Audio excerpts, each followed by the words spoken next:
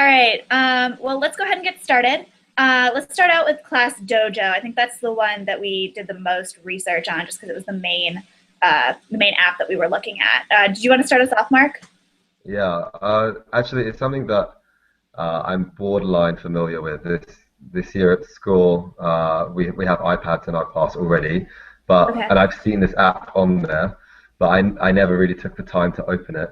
So I've just seen the logo. But Yeah. I looked up what it was and downloaded it and worked out how it worked. And from what I understand, it's tool that can be used for a point-based system in the classroom. So Okay. you as a teacher put in all the names and names of all your students, and then it creates a kind of mini avatar for the kids.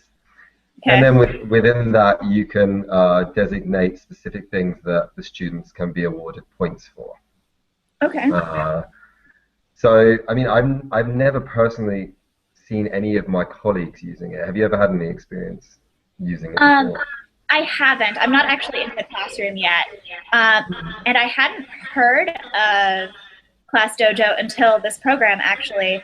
When I don't remember who it was. It was one of our classmates that brought it up Yeah, in one of the classes, I think, and they yeah. seemed to really like it. But the And research that I did, it seems like it's really geared towards younger grades. And since I'm mm, looking at going into middle grades, I don't know. I don't think the students would react very well to that kind of system. Um, yeah, but one thing that I thought was great is it does pull in some like parental involvement and it lets parents know what's going on in the classroom. yeah. Um, I just don't know, especially I with think middle that's grades. Like I think that's too much for the students. yeah. I know what you mean. I think it would definitely probably be more appropriate. Maybe maximum 7 or 8 year olds max. Really, I think that's the top as Yeah, well. That they'll start thinking it's not cool. And I think it's a good point that you made about the parents because, I mean, it takes such a lot of time to sometimes communicate fine details with parents. Those middle yeah, students that don't show up. They're not excelling. They're not really in trouble all the time. And I saw that the dojo automatically generates weekly reports if you want to send directly to the parents. So that's yeah, yeah, I think it's like really useful. I mean, I think from my age group that's kindergarten, I think it could be something that's really fun, and I can imagine them really getting into it. hmm They would really enjoy personalizing the avatar. That's kind of a cool thing for them to be able to do. yeah, Really motivate them to get involved. And I hmm think it's something that you would have to set up very clearly at the beginning of the year. It has to. yeah. I think you have to spend that time introducing it into a classroom. So it can't be an app that you just rock up one day and start using. You really have to sit down with the students and explain how it's going to work And and it's something that decide you would on. have to stay invested in all year. Like if Yeah, you start out with it, it's something that like you can't just kind of let it fall by the wayside. I guess you have to yeah, keep entering it and keep using the system throughout the year. That yeah, way, students don't get thrown off, parents don't get thrown off, and it just kind of keeps things a little bit more yeah, consistent. yeah, exactly. Um, I think what's quite nice is you can generate a report from the dojo like Mm-hmm. there's it comes up with like a percentage or a chart so the kids can see how well they're doing. Yeah, What's nice is that you can set targets for a class to receive some kind of reward, and they can visually see that. I mean, I know with kindergarten, like if they can see it in that kind of pie chart, for instance, it's very easy. They don't yeah, have to read it. And I like the way it kind of can create class a class goal. Because I yeah, think students should be working together. I don't really like the whole singling out of students to be like over excelling, obviously, and because I think kids get left behind. Like if they're the one that just never yeah, gets the point, their yeah, dojo uh, avatar sucks. Like they're not going to be into it anymore. So yeah, I personally would, if I was going to use it, I would use it for that. And I think also as a teacher, what's useful is that way that you can uh, specifically choose what the students get points for. Like for instance, I yeah. work in an IB school, so we're there Okay. massively pushing things like specific attitudes like caring, knowledgeable, respect, like weird things that the kids have to get the concept of, and it's quite hard Okay. sometimes for young learners. So you could use that like, oh, Jimmy, you were being caring, like so it can be used very effectively towards a specific curriculum, which I Hmm. think is nice. Or you know, teachers I think can tune it. If you're a language teacher, you can say, oh, you really tried to produce language, or Yeah. you could it can be tailored, which I quite like. Yeah. I mean, what do you think might be a disadvantage of it? What do you think the main one for you would be? Do you have anything in your mind?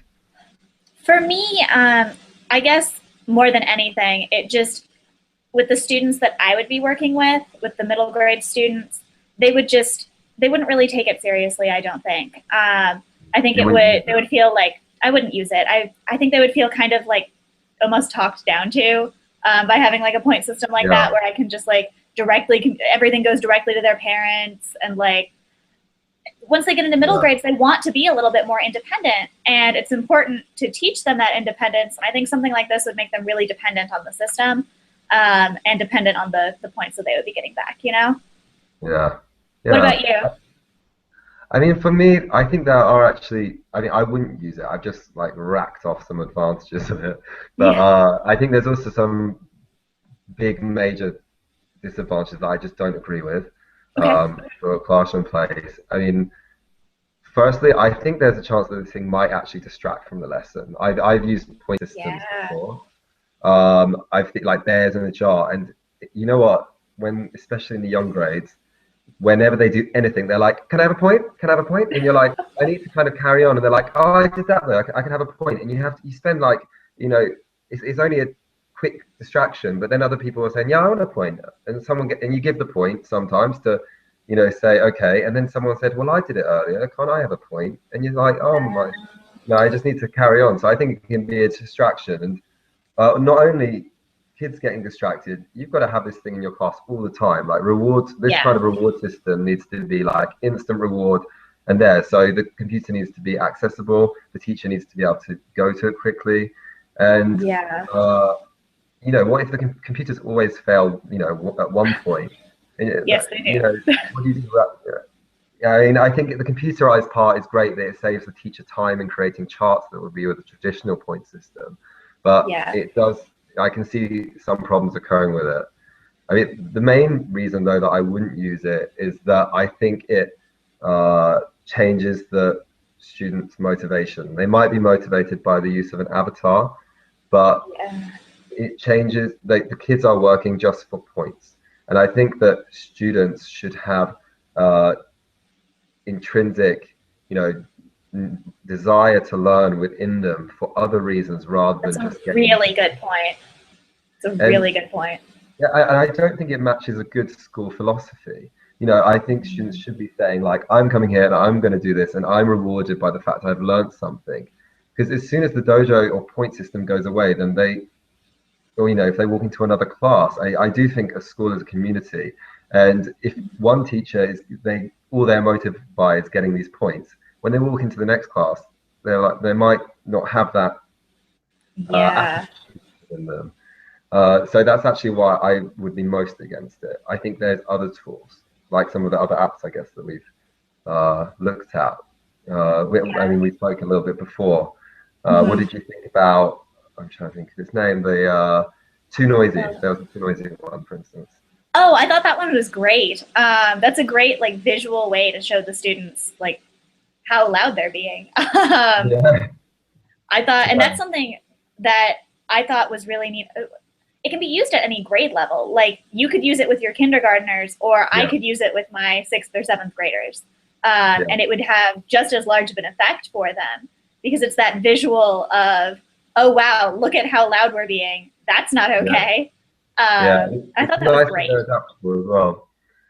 Mm-hmm. Like you could pick something for your grade that is more specific. Like I know mine might have Frozen on it for something like the young kids, Yeah, or of course you wouldn't put it on yours. Uh, yeah, yeah, I think it's a nice tool that like you said is used everywhere, like can be used throughout the grades. It can be passed on. mm-hmm. But I just like its simplicity. for me, Yeah. that was one of the biggest advantages. It's very clear and it's adaptable because Yeah. noise management in a classroom, I think, is something that is quite difficult for kids because we expect different things of them Mhm. all the time.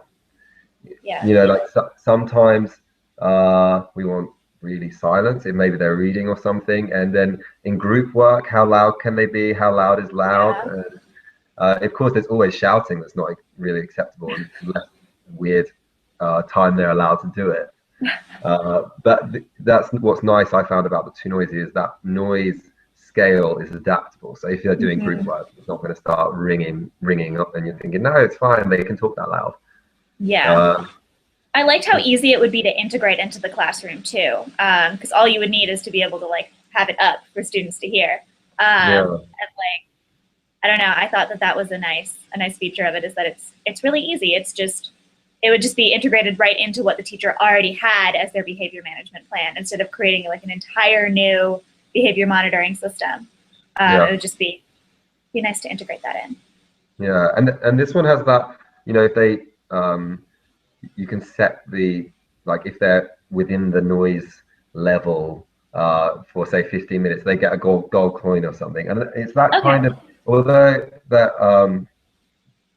again, it's like that kind of motivation to do something else. I think this one works Yeah. because they do it as a group, they do Hmm. it as a team, and you can add some kind of reward for it at the end, which is nice. You can choose it. Yeah. Um, yeah, I find it's just a real nice way to do it. I mean, I think to implement it in a classroom, again, you have to have that time. It's kind of a common Yeah. theme with all the apps that you need to sit down, explain it, how it works. I think I might be a little bit nervous of students testing the feature. I can see that kind of happening. Like if they like Yeah. the alarm going off, they might, you know, it might not work. So I think when you really uh, introduce the app, you have to be controlled because I think sometimes I Yeah. can be a bit silly as a teacher and be like, come on, yeah, let's set the alarm off. But I think I would have to not do that in this case, not be the child, but Yeah. be the teacher. Yeah. Either Uh, that or you would start off with like using for your students using like Let It Go from Frozen, yeah, and then switch it to like a more aversive alarm sound, like just like a buzzer or something after they understand like what happens when the alarm goes off. yeah, So I don't know, yeah, that would be exactly. one solution to that. And the last app we looked at, what was it called? It was a fun one. The what was it called? Best Sound Timer. Best Sand Timer. Yeah. What did you think of that one? I think again I liked it because I think like this is why I like these two other apps rather than Class Dojo because I think these are two just common themes to every class that can Yeah. be done as a group. Yeah. Time management is really important at every grade level, Yeah. and I mean one this timer I liked it because it has a visual representation of an hourglass, for instance, as a setting Mm-hmm. next to an actual way of reading time. So for my kids that can't read the time they can visually see how much time they got left, like it's running out. Because it's really quite difficult. Like we put stickers on clocks and stuff. Say like when the big hand hits the caterpillar, you know that this is how long you've got, and it's actually quite hard for them to see how quickly that time is moving away. So I kind of liked it, Yeah. and they when they can see that clock ticking, it can help kids focus. You know, they're like Yeah. 3 minutes left, and I haven't done anything. You know, so I feel Yeah. like it was quite a good tool. What about yourself? I was actually in the classroom yesterday. I student taught kind of for my soon to be mother in law. And it would have been great to have a tool like this. We were doing a found poem exercise where they had to pick out some sentences or phrases from The Outsiders. That's what they were reading. And I found that it was taking a little while, and I think it would have Hmm. helped move them along if they had known exactly how much time they were going to have in advance. Yeah. Which this tool would have been a great one to use for that because it has both the visual and the like actual clock time. Um, Yeah. And I think that would have really helped a lot of them to stay on task a little bit more. Yeah, I think it's important for us as teachers to set those kind of times Yeah. before, because sometimes, you know, what's awful for me sometimes is that some kids, they work really hard and like try to put so much detail or effort into something. So like for me, they would do a really beautiful picture with like so much detail, and then I'd be like 2 minutes left, and then suddenly they scribble it to color it in, and it just ruined it. Yeah. So they, because I didn't give that warning of how much time they have, and that's why I think it's an advantage. And I can imagine with your grades, Yeah. like when you're doing poetry or these things, if they might just create something very small, and you know, and then rush the end. Mm-hmm. Uh, yeah. So again, something, and I think this one actually probably takes the least introduction, Yeah. especially Yeah. at your grade. You know, you could probably just, you don't even really have to explain it. It's pretty clear. Yeah. At this Um, point, they know what a timer is. They know what a countdown looks like. Like as yeah. soon as it's up on the board, they're going to know, or up, they're going to know what it means. Yeah, exactly. I mean, I think it's probably also one that you wouldn't use all the time. You know, it's Yeah. you need the board for other things, but Exactly. it can be especially good when, I mean, we do things where we try and transfer responsibilities to the students. So like now it's coming to the end of the year. My role in the kindergarten class is especially like hanging back. Like I just try to say everything at the beginning, and then I say, you've got this long to do it, just call me, I don't know, if there's an emergency. Not that bad, but you Yeah. know, something like this. So, I mean, I would be probably using it more towards this end of the year so they can kind of try and use that to manage themselves. Yeah. Uh, yeah, I like this one. The only one I I wouldn't use like is this one Dojo. too. Yeah, I kind of feel the same way actually. Yeah, It these two I feel like are easier to integrate into a strategy that you already have, and easier to mm, integrate into the classroom and to use just when you want to use them and when they make sense to be used. yeah, I think Dojo itself is just such a, it's just a management strategy on its own. And unless that's the strategy that you want to commit to, I feel like using it half-heartedly wouldn't work. And the thing that you brought up about the motivation and how they're so uh, motivated by outside factors with Dojo and not intrinsically motivated.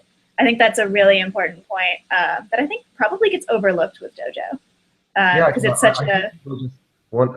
I think people aim sometimes, or some teachers actually just aim to have a classroom where kids are doing stuff. And I know we want to learn, but I think I I know it's a bit getting I don't know what's the word to say it. I don't know, getting too much into like philosophy of teaching, but I do believe that we should try and create that. You know, I don't want to create. yeah, I mean, Turkey has an unbelievable culture of teaching kids for the test, and when they get out of the school, they just got the grade. Like, so who yeah, cares? But I do think we should um, create an ethic and